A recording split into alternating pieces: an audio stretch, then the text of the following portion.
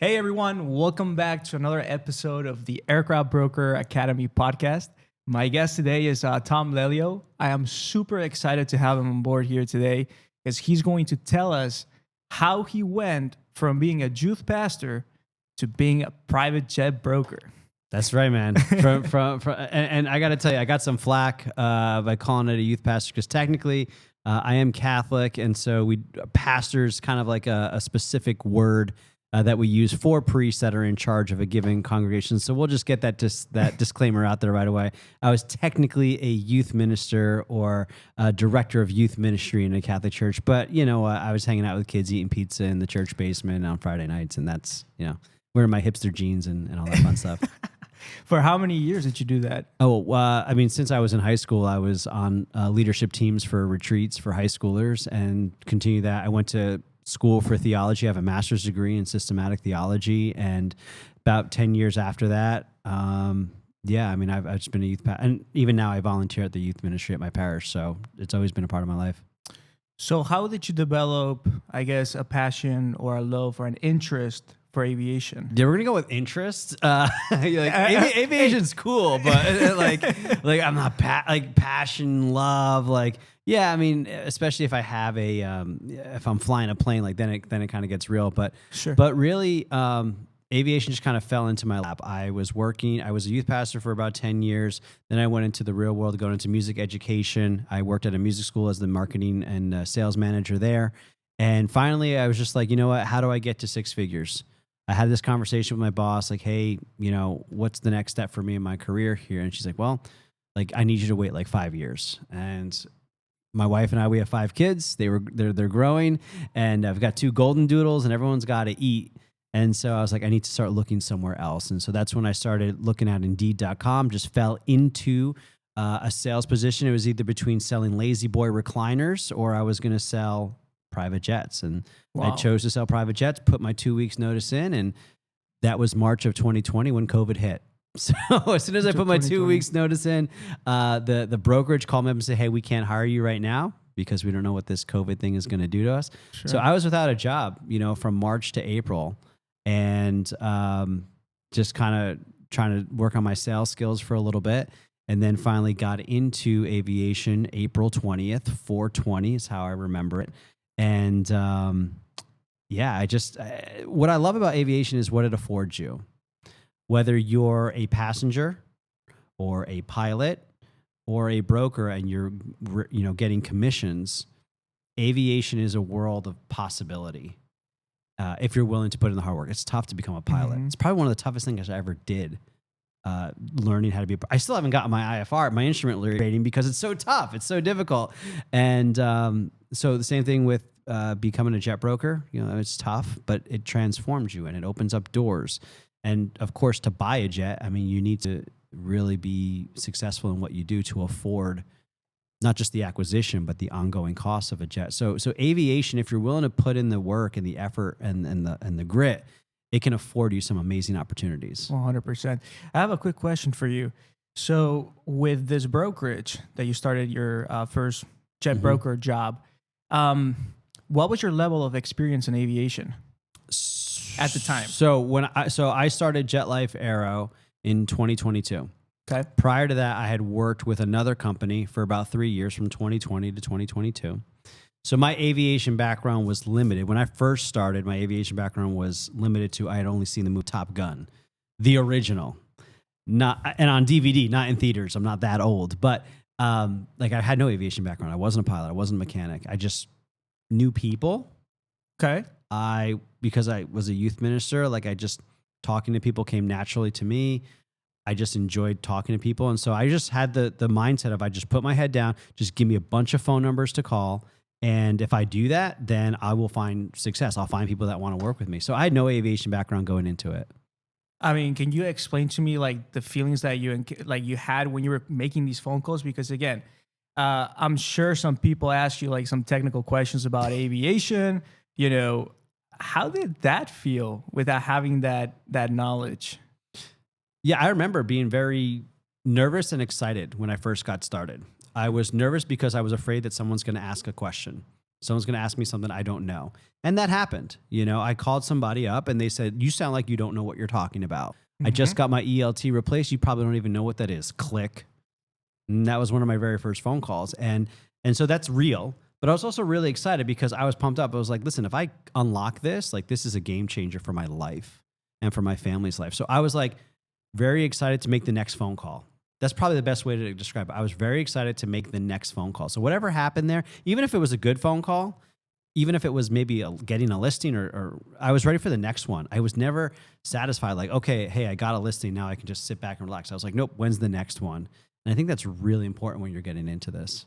That is extremely important.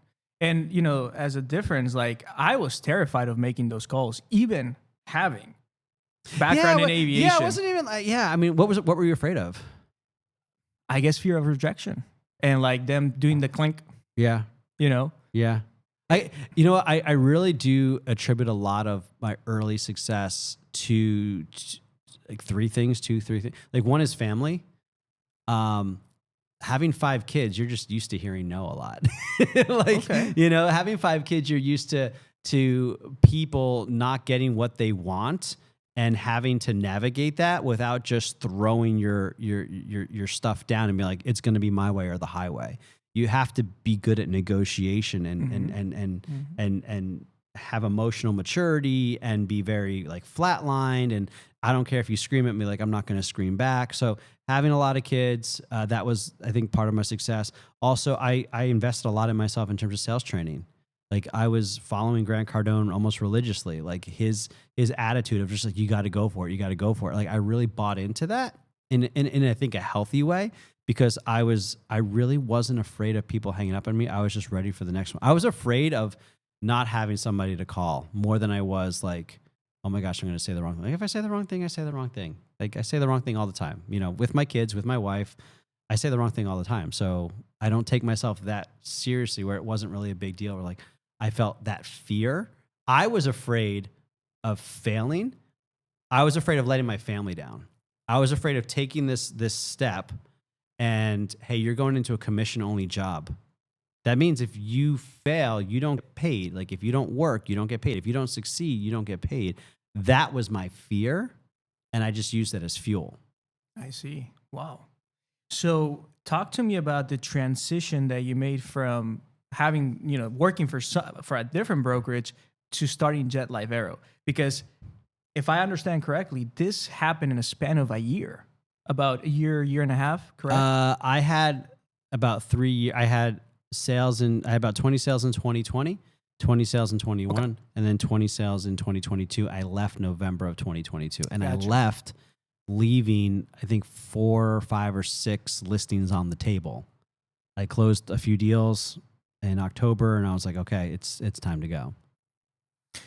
So talk to me about like, what did you feel? Yeah, do you want the tea? Like, or do you want me to tell you like what I just tell everybody? And like, yeah, it was time. Give me the tea. It was time for me to make him change. No. I mean, the reality of it is, you know, I think some people are built to work with and for others, and I think that's a good thing. I was talking to my father-in-law once, and he's like, "Listen, like you're similar to me. Like at some point, you just become unemployable. Like you're just so." You just know yourself so well that like you have a vision, you have a passion, and you're just going to go do whatever it takes to make that true. And that doesn't always work well having a boss over you to kind of try to temper that or taper that. And not that my boss really did that, but I had a meeting with him before I left because I was on the fence. Okay, there were other people that were thinking about leaving, and we talked. What are we going to do here? And within a span of a week, I met with him on Tuesday, and I had the conversation. What's my future? That's what I said to my other boss. Like, what's my future here? And basically, what it came down to is my future at this brokerage was going to be I was going to be a broker. I was going to have the same commission split as everybody else, which was 40% comes to me, 60% goes to the company. Great. That's fine. That's fair, especially when you're getting started. Well, here I am, 60 sales under my belt. And by the time of my last couple of deals, I'm like, I'm not like, yeah, the company's paying for a lot of stuff, but like my manager's like, I'm not running to him. Like I'm pretty self-sufficient. why are you getting the lion's share? If I brought in a $600,000 take home pay to me in that last year in 2022, I did the math. Y'all made over $1 million for me. And I get there's overhead, but it probably didn't cost you $1 million to have me. And so like, I wanted to just talk about like an equitable share, or can I buy into deals? What can I do to do more here? And the answer is that's just not how we're set up. You know, we're looking for salespeople. Okay, great. So that was the transitions, because once that door was kind of shut for me, I knew like I just didn't want to be in that position. I wanted to do something on my own. I wanted to, honestly, part of it was my schedule. Part of it was I didn't want to go to an office from 9 to 5. I wanted to be able to pick up my kids for soccer. I wanted to be able to coach soccer again. I wanted to come down and do podcasts and on a Monday morning. Yeah. So, and just not have to check in with somebody. So it started off as just, I'll do this on my own. And it was hard. They came after me. One of the interesting topics in aviation is this idea of a non-compete. Does that really exist? How enforceable is it? And even though when you read the contract, it wasn't it said non-compete, but in reality, when you read the verbiage, it was a non-solicit. It was basically, don't talk to your clients right now for at least a year. Go start your own business on your own. It didn't prevent me from being a broker. Like building your own book of business, and not touching theirs. Right. Correct? It didn't say I couldn't be a broker. It just said I can't take my book of business with me, which I'm like, all right, cool. That's fair. Like I get it. And, before I made the decision, I looked at it. I had some lawyers look at it. They're like, yeah, you can be a broker. You just can't use this book of business. I'm like, okay, well, if I have to start from scratch, like I did it once, so I can do it again. So that was the idea moving forward. So that's the choice that I made. Well, 2-3 weeks later, like here's your papers, and I'm getting, and so people will Google my name sometimes and like, oh yeah, Tom, there's a lawsuit. It's like, yeah. And this is what happened, they came after me on a non-compete. And, long story short, expensive story shorter, nothing. I didn't take my book of business. I didn't steal anything from them. And, here we are 3 years later, and we're still rocking and rolling. But it was a tough transition. I had to start from scratch. I had that monkey on my back for like the first 6 to 8 months, right. which sucked. And but what ended up happening was, because I was doing a lot of social media at the time, trying to get buyers and sellers, the actual people that I was attracting to come contact me were people who were like, hey, how do I become a broker? And that's, where this whole education piece came in. That's where I met you too. Yeah, exactly. No, and that's interesting you say that, because I started in 2018. Mm-hmm. And back in that time, there wasn't as many resources as we have nowadays with your program and my program. Mm-hmm. And there's a couple other ones too. And a lot of the things that I learned them the hard way. I feel like the advantage maybe in your case, where you did work with a brokerage, is that did they teach you how to do things, or they were good. We had a 3-day training, and I was excited because I wanted to just get on the phone. So I didn't get on the phones till day 2.5. In the first few days, I'm like, I can't wait to do this. But yeah, they had a little bit of training. They just kind of threw a couple scripts at us. They talked about, what we talk about, who buys, who sells, just kind of get us in the mindset of like, well, who are the people we're actually talking to? Market research, they didn't have like a whole like formula like we kind of teach our students, like here's how you do market research. It was just kind of like, here's your market. So they chose the market for you? Yeah. Okay. They chose the market for me. I don't remember doing like a market research or a market report or having a spreadsheet of like what was current on the market. I don't remember that. I think we just got into the cold calling. It was like, here, go find a citation 560 to sell. And I just hopped on the phones and used a mixture of their script, Grant Cardone, just my own personality. And I failed. The first 2 weeks, I didn't have any real good leads. So they brought me into the office and said, hey, we got to change things up. So they put me into the 501s, which was a similar airframe, but a little older, more owner operator, less expensive. And the rest is history from there. I mean, once I got 1 listing, I got 2 listings, got 3 listings, and just built a book of business. By the time I was probably in December of that year, I probably had close to 20 listings to my name individually. Wow. Very cool. Yeah. So what were like the biggest challenges that you faced when you started Jet Life Aero? Apart from obviously the lawsuit, I think, yeah, apart from that, because that is, I'm sure that was pretty tough to like deal with. Just emotionally, it was very draining. Right. And it was weird when we would do depositions and questioning each other and all this kind of stuff. It was just weird to hear somebody talk about you and make accusations and just have free reign to say whatever they wanted to about you, whether it was good or whether it was not flattering, unflattering. And just being in that room, it was just kind of like an icky feeling like, oh, I can't believe we have to go through this and I have to listen to what this person thinks I did or didn't do, and it's not true. And it was a weird, icky, heavy feeling. Wow.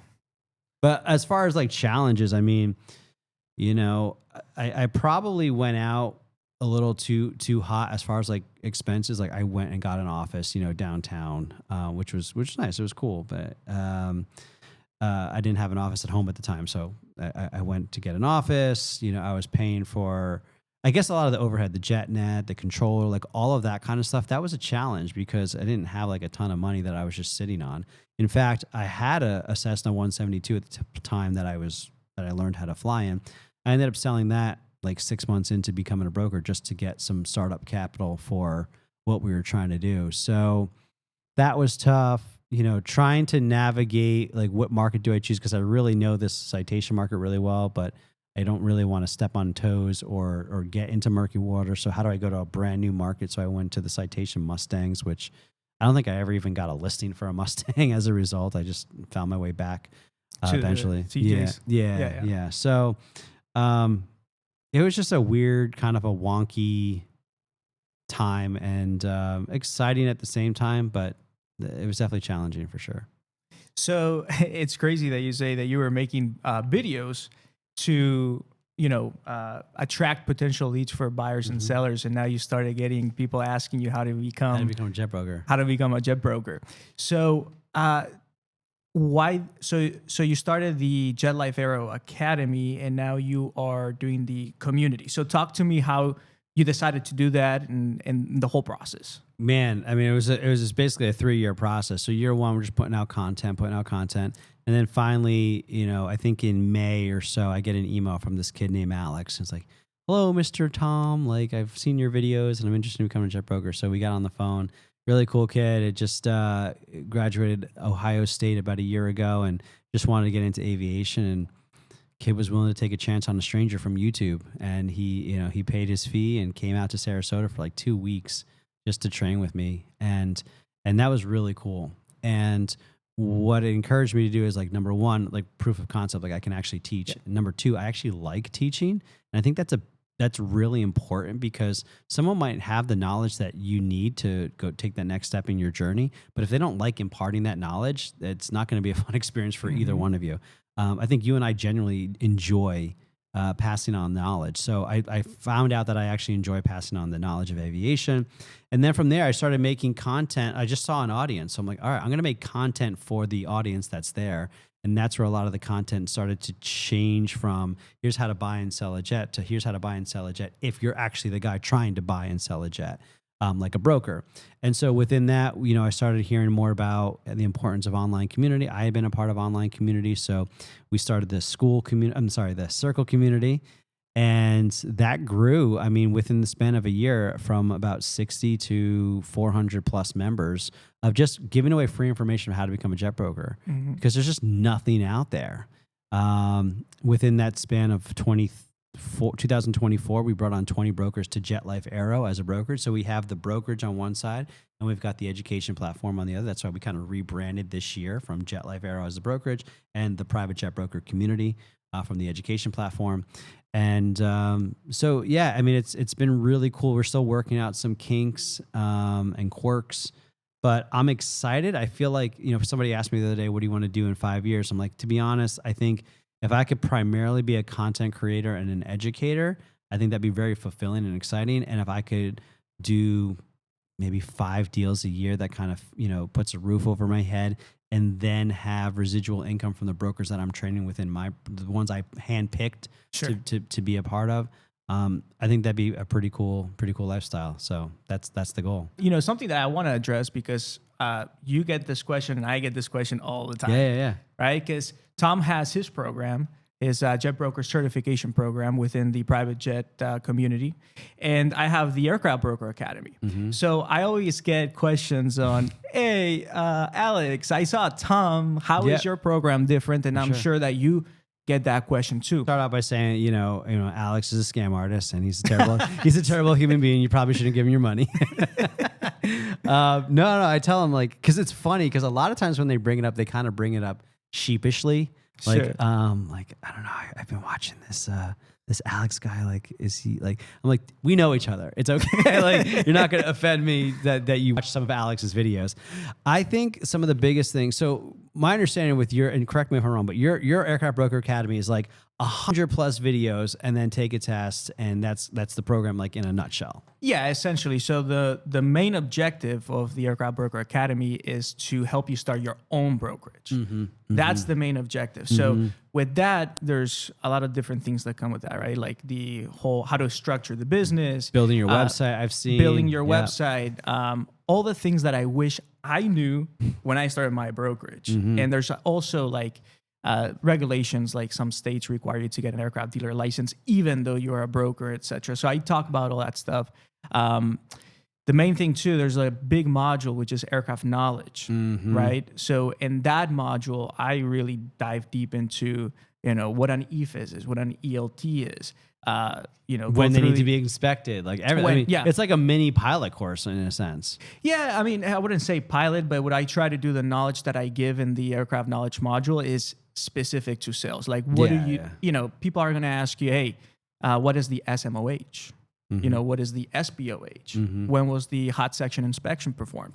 Things that they usually ask. So I run you through that in ADs and service bulletins and all that good stuff. Yeah, and so the goal is for them to be able to start their own brokerage. Yeah, to start their own brokerage, but also build the knowledge about aviation. Because at the end of the day, I believe if you're going to sell a product, in this case an airplane, or you're going to help someone buy an airplane, you got to know the product. Yeah. And you got to speak aviation. Yeah. I think that's how you're going to, build that trust within buyers and sellers. 100%. And I agree with that. And where we took because we started working together and collaborating a little bit. Yeah, of course. And are my videos still there? There might be one or two videos still on your academy. Yeah. So I think the thing for me was when I was putting together a program of how to teach people how to become a jet broker, the way that it was taught to me was just basically get on the phones. And so I remember walking around and one day we did look at aircraft because we were at the airport and he's like, okay, this is an aileron, this is an elevator, this is, so we kind of went through that. But my conversations with the owners never were tell me about the aileron and lift and we got into the overhaul questions because of the engines and the avionics, but I didn't need to know a lot.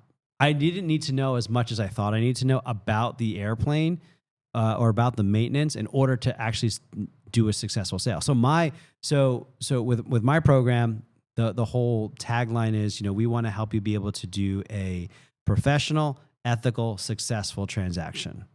And so the professional side is learning about overhaul. It's about learning your market. It's about learning the aircraft. It's also learning the sales skills, the soft skills, the people skills, the follow-up skills to help that transaction get across the line so that it's successful. And then, of course, in the middle of that, there's the ethics part of it. But I guess I just kind of took what I learned in my 3 days and I just kind of downloaded and made a lot of videos where it's this is what you do for a market report.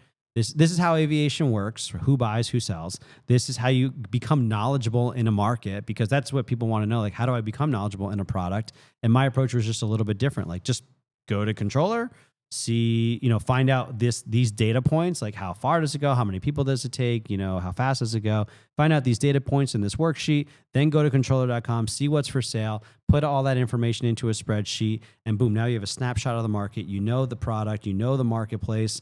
Now you are informed, so now you can make phone calls. How do you make a phone call? How do you introduce yourself so you're not wasting time and you're providing value to brokers or to sellers? So I really I think it's 8 8 hours of content that we have on there, the 20 plus modules that we have in the Jet Broker Certificate Program, it's really just hyper focused on that stuff, becoming knowledgeable in a market, how aviation works, how to have conversations, how to follow up, how to be professional. And so I think it's a little bit of a different emphasis. But like we were saying earlier at breakfast, like, there's 30 plus, NFL teams, and any one of them can go to the Super Bowl, and they have different tactics for offense and defense. So I think it's great that, people can see us talking, and just know that we're here at the service of the industry at the end of the day. Yeah, and that's crazy you say that, because I've gotten this comment a couple of times now.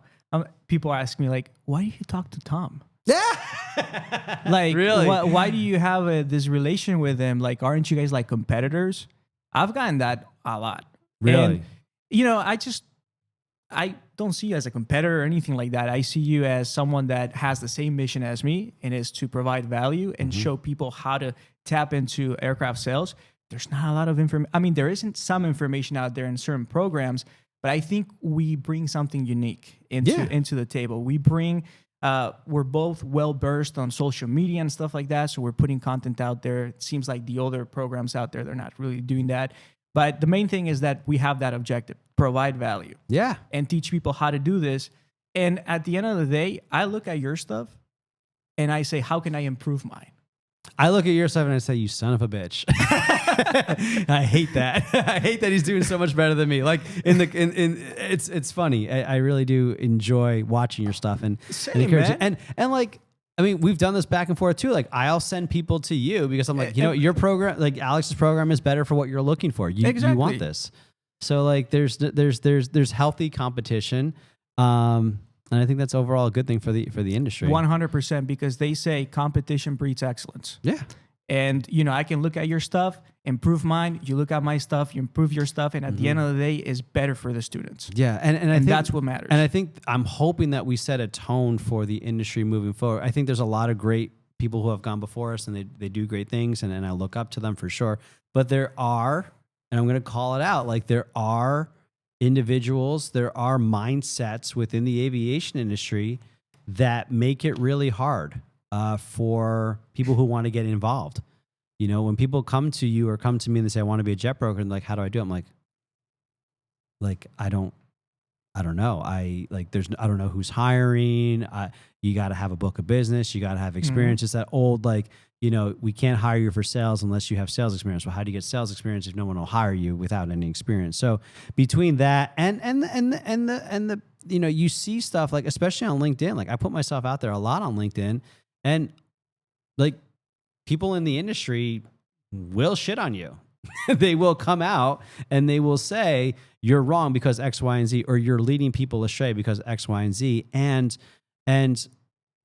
that's fair because I'm putting myself out there. So I need to be able to take that. Absolutely. But at the same time, I try to be as positive as possible in response because I'm trying to build a bridge. And I think that's what I'm trying to get at is I hope that what we do builds bridges instead of just tearing them down and say, this is what, that's not going to work. And we don't do that. And, go away. I want to build more bridges. And I think by what we do on social media, how we educate, we're trying to make this place a lot more accessible to people who want to, who want to actually be involved in aviation.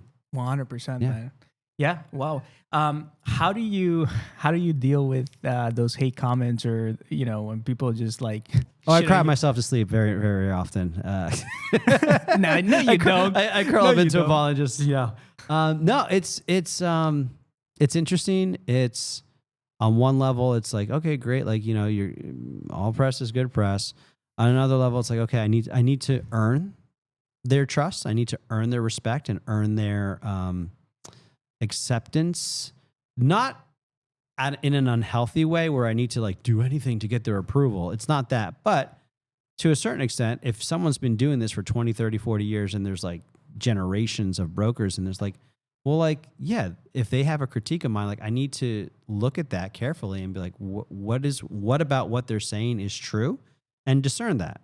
What is true and what is something that speaks more about where they're coming from, their pain, their mistakes, their shortcomings than it does about what I'm doing. So that's kind of how I try to handle it. And it's not, I don't know, I don't want to come across as like a victim or anything. Like because in a lot of ways I do it to myself, right? I'm putting myself out there. Yeah. That's it's a two-edged sword when you put yourself out there. It's like people can be like, hey, that's awesome. But then there's also people that are going to be like, hey, that's not awesome. And you learn from it. I think that's the biggest thing is you just learn. You're like, hey, listen, I don't have it all together, but I'm trying. Here's my journey. And that's the nice thing about, I don't know where you're at with this on your YouTube channel, but like I saw the other day, like I think I have over 1,000 videos uploaded. Yeah, you do. So it's like, if you want to, like, you can really get to know me, like just by looking at it. So it's not just, oh, I made one clip and it went bad. And now like, that's the only clip that people ever see of Tom. Like, no, if you really want to get to know me, as a professional, as a dad or whatever, it's out there. So I hope people don't just take things out. I deal with the haters because I deal with the haters in the way that I understand they're speaking into a specific comment or a specific post that I made, but I recognize that that's just one piece of the overall stuff that's out there. And for me too, I'm more than that. And so take the good, hold on to what is good, discern it, and then toss out what's not helpful. Yeah. No, that's all you can do, man. Yeah. I mean, it happens to me too. I mean, obviously I'm out there too. And sometimes I get these like ridiculous comments. Really? I mean, all I do is look at it and say, at the end of the day, I'm doing something. I'm putting myself out there. If you don't have haters, it's because you're not doing anything. Yeah, nobody knows you. Yeah. And not everyone's going to agree with me. Just like not everyone's going to agree with you. But at the end of the day, I want to share my experience. I want to show people what I do, how I do it, and maybe inspire someone to follow the same footsteps. Yeah. And then maybe a couple of years from now, I hear back from them and, hey, well, I do, because I've been doing YouTube for a while. And I get, but I have all sorts of content there. Like I have about, becoming about, aircraft mechanic, about flight instructing, being a pilot, about sales. So yeah, it's nice to see like people that, follow the advice that I give them in a video, and now they're, pursuing a career as a pilot or as a mechanic. Cool. That's cool. As a broker. Yeah. So it's really rewarding. Yeah. We should talk about the sales summit that's coming out, since, people see a lot of us online. Now they have an opportunity for us to. Yeah, let's do it. Tom and I, we decided to partner up and do the Aircraft Sales Summit. And it's this year is going to take place in Sheltair at Orlando Executive Airport, February 25th. And we're going to teach you how to become a private jet broker. It's going to, I'm really excited for it. It's a one-day event. We're going to download all of our information into this one-day event. But really what's cool about it is it's going to be small. There's only 10 tickets and 4 have already been sold. It's the day before the NBAA regional event in Orlando. So you're going to come get the information, and then the next day you have an opportunity to mingle with other brokers, like hundreds of other brokers, hundreds of other vendors. You're going to get to see the aircraft in the static display. Like there's just going to be so much going on there. It's I think the Aircraft Sales Summit is definitely something that people should take seriously, because you're also getting access for $500, which is crazy stupid. We made a mistake there. For $500, they're getting access to definitely my program. I believe your program too, which like both of our programs are $2,000. So like you're getting $4,000 of value just at the information, like right away for $500. You just have to be able to be live, with us. So I'm really excited. I'm also excited about what's next after that. I know. And, this year we're doing it February 25th. And depending when you're watching this podcast, I mean, this is something that we're going to try to do every year.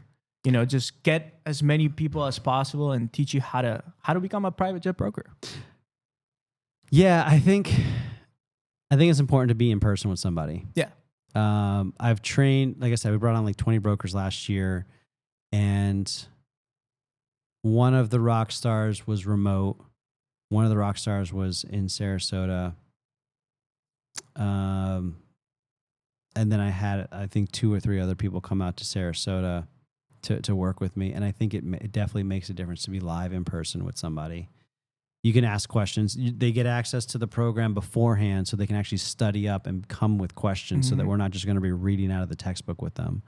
Right. So I think it's important. Meeting people in person is important. Like we talked about earlier today, like why do I approach brokerage like through cold calls, and you don't do as many cold calls. And to me, it's just because you just got to get in touch with people. So now at a live event, you actually get to hang out with these people. Absolutely. Tom, also, I have a question. With your program, I did see an announcement that you made. You made some sort of partnership with a company, I think, out of the U.S. And the reason why I'm asking this is because I get a lot of people, from other countries like Europe, India, Africa, all over the world asking about how to become an aircraft broker. So can you talk to me more about that partnership you have? Yeah, so I'm actively looking for established brokerages all over the world that are willing to take a look at my program and say, okay, this makes sense. If somebody goes through your program and then you make an email introduction, we'll give them an interview. They'll get their foot in the door, whereas some people don't even know how to get their foot in the door because they don't know who's hiring. And number two, they don't even know like how to go about that in the first place. So by going through the private jet broker certificate program, if you're outside the United States, we have a partnership with CAS, Commonwealth Aviation Service, over in India, and they actually do business all over Europe, all over Asia, Dubai, India. And so anybody who's in those countries can go through the program, and we can make that introduction with CAS because they're actively looking for people who have gone through the program and are looking to take the next step after that. Similarly, we're in talks with another organization from South Africa. Yeah, I mean, we're trying to open this up so that there's a single point of like education, and then they can figure out, and we give them discounts and stuff like that because it's, I wouldn't feel right charging somebody full price for a course that I know works in the United States, but I have no idea if it's going to work in the UK or anywhere else. So we obviously help them out on that front too. Have you had do you have any international students in your program? We do. We haven't gone all the way through to getting them hired yet, but we have some that are in the middle of the free course. Their next step is to save up enough money to go through the certificate program. And then from the certificate program, they'll have an opportunity to interview. We have had people who have gone through the certificate program and gotten jobs in the United States. So we had someone go through the certificate program. He got placed with a company doing operations or dispatch, I think it was. And then we had another person go through the program. Actually, she went through the free community. We got her an internship at a brokerage last summer, and then this summer she just got placed with a brokerage. So that's cool. So like, it's not just about teaching people and taking their money to give them some videos. It's connecting. Yeah, it's the network. So I think that's really important about what both of us do, is that we don't just give information, but we want to, like, you come here, you meet him, you meet her, and that sort of a thing. Yeah, I mean, at the end of the day, I think the process, it don't matter if it's the US or Europe. I mean, it's always the same process when it comes to like doing this. In fact, I have someone, and I just want to share this story with all of you that, are maybe in Europe or India or South Africa, wherever it is that you are in the world. It's completely doable. Totally. Because you have a bunch of students that are not in the United States. Yeah, no, I have, this particular student, he's in Corsica, France. Is that little island in the Mediterranean between Spain and Italy. And he joined, I think it was like 2 years ago. And he is doing freaking awesome. Like, he sold 7 airplanes this year. And, one of them was Beechcraft D90. He has also arranged the ferry flight of an unregistered aircraft that was in Paris to Orlando. So a lot of he's stuff to been do. kicking butt. Yeah. And so I just want to share that story with you because it's completely doable. Yeah. And how many people have gone through the course for you? Right now I'm at 171 people. That's awesome, dude. Yeah, man. That's really cool. And it's amazing to see them progress. Like I've built like friendships out of it. People that I go visit, like Nick, if you're watching this, from R3 Aviation, he's in Nashville. And I also partner up with some of my students. Like, in fact, with Nick, we sold Piper Navajo together. Oh, okay. Yeah. Nice. Yeah, it's just the client had the airplane in Miami, and due to the hurricanes and all that stuff, he wanted to position it elsewhere.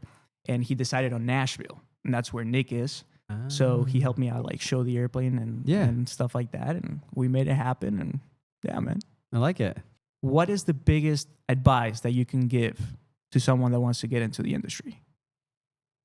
Well, what I keep telling people, and not everybody, I don't know too many people who actually follow through with this, but the information you're looking for to get started, it's out there. It's not a question of not having the right information to get started. Between your course, my course, all of our videos online, like to get started as a jet broker, like it's not information. So you got to ask yourself, like, what is it? What is stopping you from getting started? And maybe it's finding a mentor, because I know you offer mentoring packages as well. Maybe it's finding a brokerage, whatever it might be. But you got to put in the work. At the end of the day, you're going to say, I don't know enough. You do. Go make a phone. You know enough to make a phone call. Go. And there's enough free information on the internet through our programs that you'll have enough information to pick up the phone.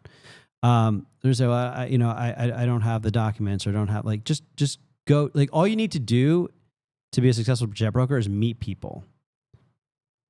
Just go meet people. And I do that through the phone because I think it's the easiest way. Hey, I know this guy owns a jet because of my subscription to JetNet. Here's his phone number. I'm going to pick up the phone. I'm going to talk to him. I just got to meet this guy. All I got to do is meet this guy.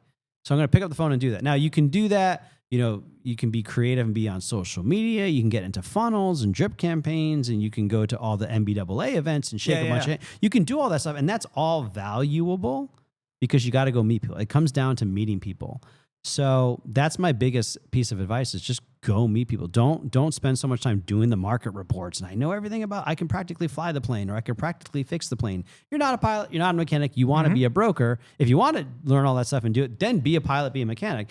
But to be a broker, this is about meeting people and solving their needs and their problems. And the only way to do that is just to do it. Absolutely. No, and commit to it.